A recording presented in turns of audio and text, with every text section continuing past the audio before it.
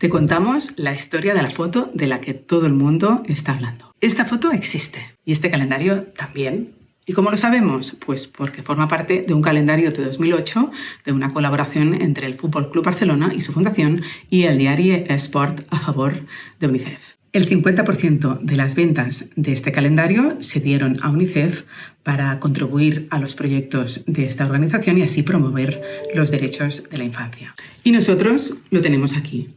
En la foto que ilustra el mes de enero de 2008 aparece Leo Messi ayudando a bañar a Lamine Yamal junto a su madre. El fotógrafo Joan Monfort ha dicho que Lamine Yamal se ganó a Messi porque siempre estaba sonriendo y era muy simpático. En los siguientes meses del calendario aparecen otros futbolistas del Barça como Xavi, Puyol, Iniesta o Ronaldinho.